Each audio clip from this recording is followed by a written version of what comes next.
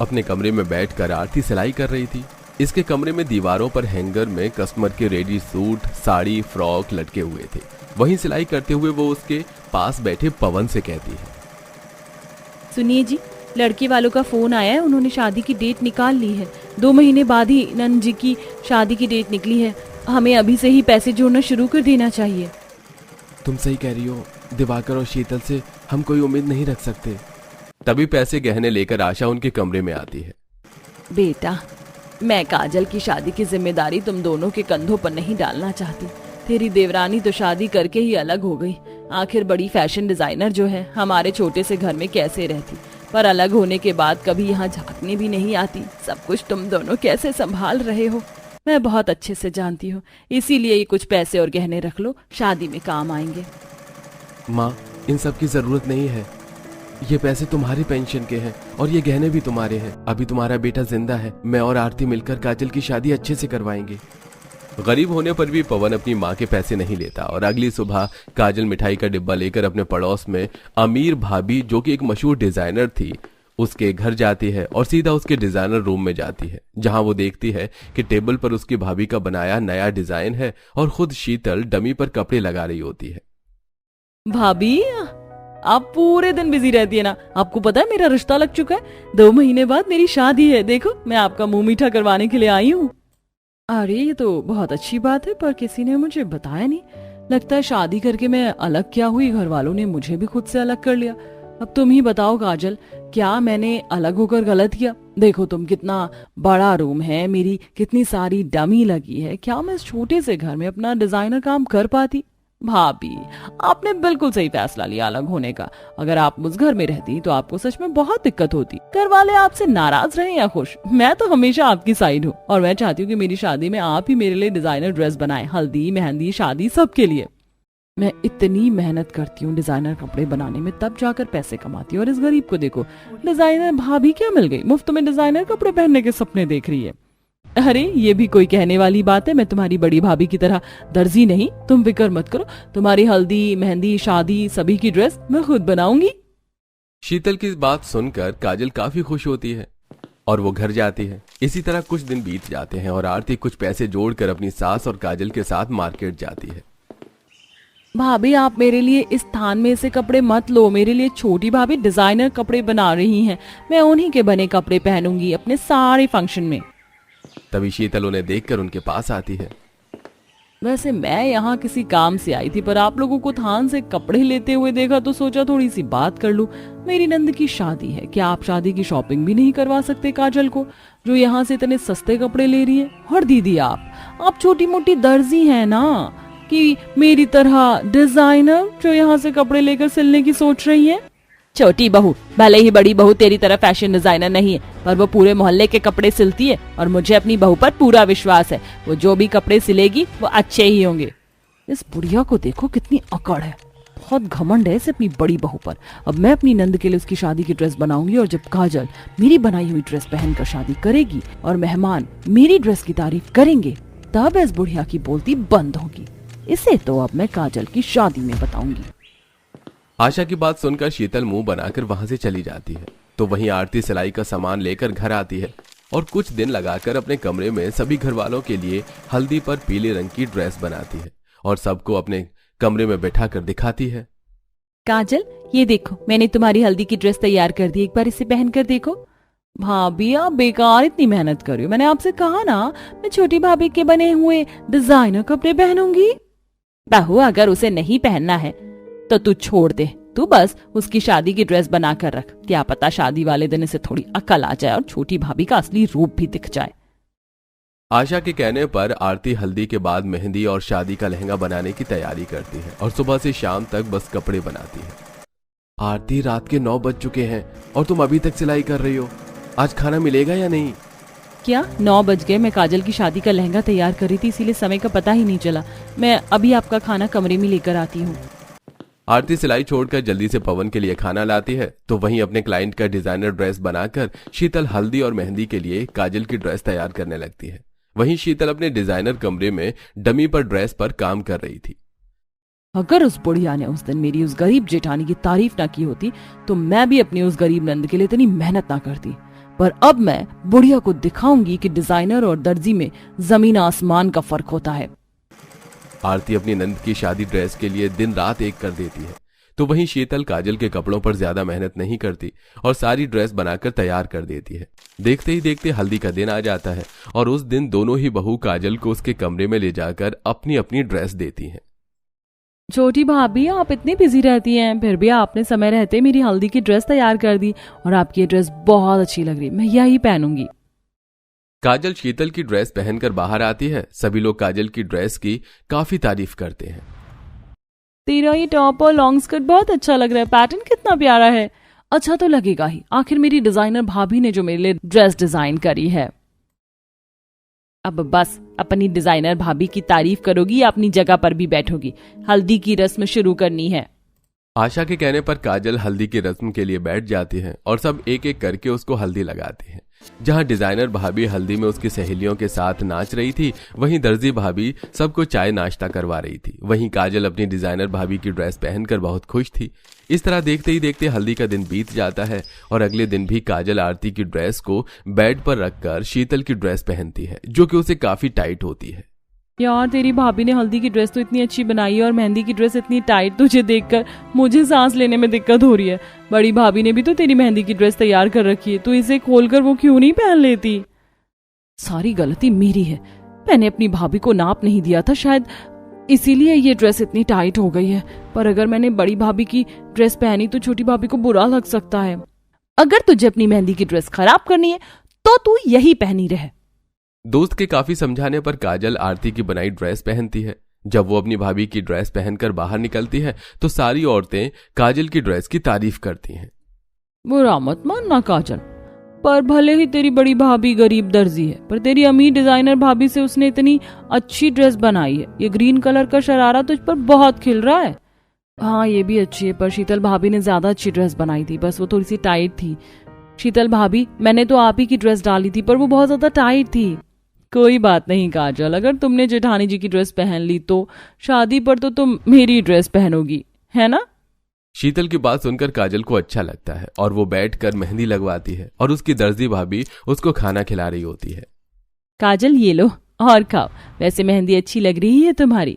नहीं भाभी, बस पेट भर गया। हाँ, इन्हें छोटी भाभी ने बुलाया था, अच्छी मेहंदी आर्टिस्ट है ये।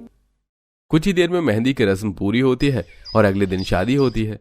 शादी वाले दिन शीतल और आरती दोनों ही अपना लहंगा काजल को देती हैं और काजल जब अपने कमरे में जाकर शीतल का लहंगा खोलती है। भाभी ने ये कैसा लहंगा बना दिया मेरे लिए? मेरी शादी हो रही है, ना कि मैं किसी मॉडलिंग के लिए जा रही हूँ।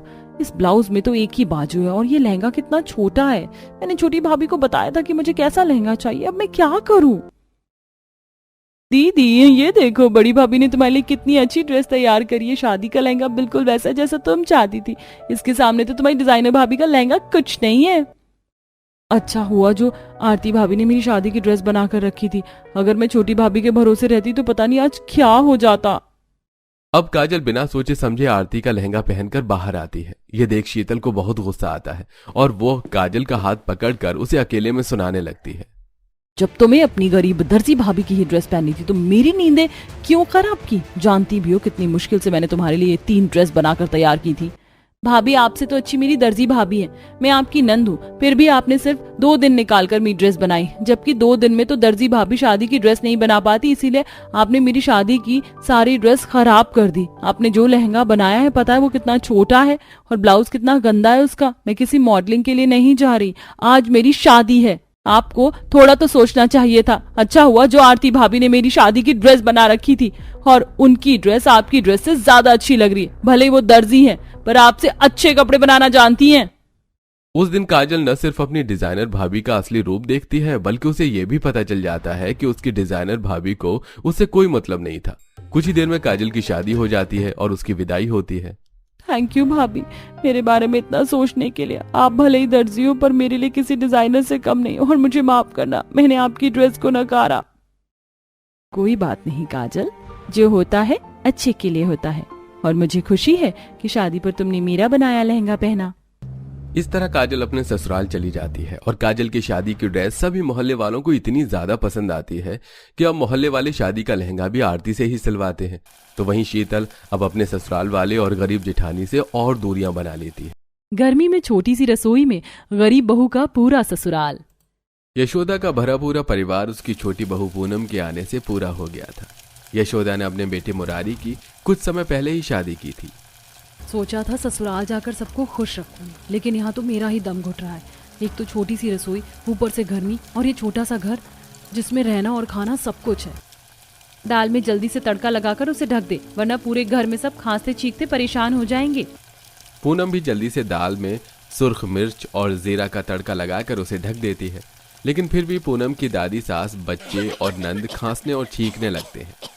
लगता है दाल में कुछ ज्यादा ही मिर्च डाल दिया है। अरे बाप रे, बहू ऐसे दाल में तड़का लगाएगी तो लगता है समय से पहले ऊपर पहुंच जाऊंगी मैं। माँ जी, मुझे भी नहीं पता था कि दाल का तड़का इतनी परेशानी खड़ी कर देगा। ज्यादा परेशानी की बात तो नहीं है, ये हर दिन का है, लेकिन जल्दी से दाल के ढक्कन को ढक दिया कर ताकि तड़के की गंध घर में न फैले। पिछले काफी समय से अपने छोटे से रसोई वाले घर में पूनम जद्दोजहद करके खाना बनाना सीख रही थी। ना ना ना ना, मुझे चाय नहीं पी जाएगी। इस गर्मी में तो ऐसा लग रहा है चाय ही मुझे पी रहा हो। दादी, तो क्या कर सकते हैं, अगर आपको चाय नहीं पीना तो मत पियो, और लोग तो चाय पीने वाले हैं ना। हाँ ये तो है, गर्मी में चाय पीना यानी कि गर्मी को और भी दावत देना। एक कमरे में एक कोने पर छोटी सी रसोई थी। दूसरे साइड 2 खाट रखी थी, जिस एक खाट पर किशनलाल और दूसरी खाट पर दादी रामवती सोई थी। बाकी लोग नीचे थोड़ी सी जगह में सो जाया करते। सत्यानाश कर दिया इस लड़की ने, सोते हुए भी इसका हाथ पैर चलता है, सारा आटा जमीन पर गिरा दिया। कोई बात नहीं माँ जी, जो ऊपर ऊपर का है उसे उठा लेती हूँ, बाकी तो मिट्टी में मिल गया है। रात में दीदी सपने में भी घूमती फिरती रही होगी, तभी उन्होंने आटा गिरा दिया। दादी, दीदी ना रात में मेरे ऊपर भी पैर रखकर भी सो जाती है। अब भी इसकी नींद नहीं खुल रही। इसमें मेरी क्या गलती है? सभी तो उस तरफ सो जाते हैं और मुझे रसोई की तरफ कर देते हैं। ऊपर से गर्मी इतनी लगती है, मच्छर भी काटते हैं, तो मेरा हाथ पैर चल जाता है। जब तुझे बाहर कमाना पड़ेगा तब पता चलेगा इस आटे चावल का मोल। कोई बात नहीं भैया, चांदनी की भी कोई गलती नहीं है। अब हमारी रसोई इतनी छोटी है कि उसका सामान यहाँ तक रखना पड़ता है। पूरे परिवार में सिर्फ एक ही कमाने वाली छोटी रसोई रहता था। मुरारी और उसका बड़ा भाई गोपी दोनों ही मेहनत मजदूरी करके जो ही पैसे कमाते वो घर के खर्चों में भी पूरा नहीं हो पाता। इसमें तो मुश्किल से 4-5 लोग ही खा पाएंगे। मुरारी, तू तैयार हो गया है तो चल निकलते हैं काम पर। शाम में लौटते वक्त आटे की बोरी ले आएंगे। कोई बात नहीं, 1 रोटी कम ही खा लेंगे, लेकिन खाना खा कर जा। अरे माँ, कोई बात नहीं, हम बाहर खा लेंगे, आप लोग चिंता मत कीजिए। इतना कहकर गोपी और मुरारी काम पर निकल जाते हैं। जैसे जैसे दिन निकलता है वैसे वैसे खाना बनाने के बाद पूरे घर में रसोई की गर्मी बढ़ जाती है। अरे कोई मुझे हाथ वाला पंखा दे दो, ऐसा लग रहा है कि गर्मी मुझे साथ ले जाने आई है। वैसे भी दादी, आपकी उम्र हो गई है, लगता है बड़ों से बात करना भूल गई है तू। माँ जी ने जो मांगा है वो ला कर दे। आजकल के बच्चे भी ना बड़ों का आदर करना भूल गए हैं। एक तो गर्मी से पहले ही परेशान हूँ, ऊपर से ये गरीबी जान ले लेगी।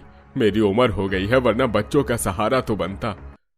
हमारे बच्चे बहुत होनहार हैं, वो अपने परिवार को अच्छे से संभाल रहे हैं।